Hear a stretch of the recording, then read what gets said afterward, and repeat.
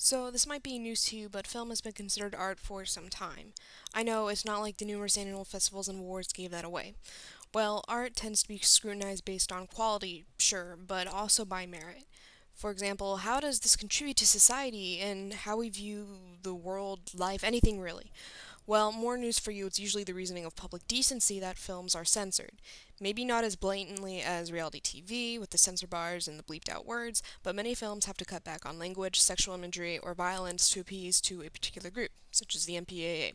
The thing is, no one really knows what kind of standard groups like the MPAA use. This leads to really questionable results, like Blue Valentine initially getting an NC-17 rating for a scene where the main female character receives oral sex, whereas movies like The Girl with the Dragon Tattoo and The Hangover maintain R ratings, even though both have nudity and the former in particular shows a graphic rape scene. Yet somehow it's Blue Valentine that gets put into the same category as the infamous Showgirls. What? Okay, so the beauty of freedom is that we're supposed to have the right to decide how we feel about these topics. Don't get me wrong, and you're free to disagree with me on what level of sex and violence is appropriate at what age. But why put such influence and power with a group that seems to view rape and other forms of sexual violence against women as more suitable for audiences that can sexual act focusing on giving the woman pleasure? Now, let's step away for a second. When we think about censoring art, we think about cases like this. Today we will discuss two works by Botticelli. The Birth of Venus is one of his most important works.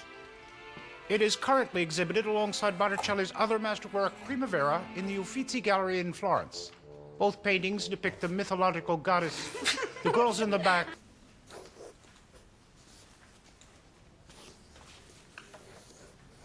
This is ridiculous. She looks the same from every angle. We're studying anatomy, and all we can see is her enormous beak.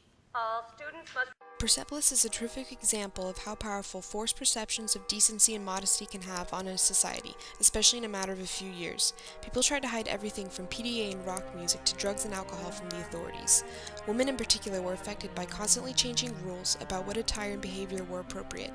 Being caught outside of these restrictive boundaries in public put people at risk for fines or arrests. Dissenters either had to flee or risk detainment and execution, and Marjan, the protagonist, experiences both the loss of relatives and the loss of her place in Iran because of her need to speak up in the name of equality. It might seem extreme, but censorship of areas like the arts allow groups to hold control over the people and their ideas. Works powerful enough to inspire are banned by governments who require a tight hold over their people.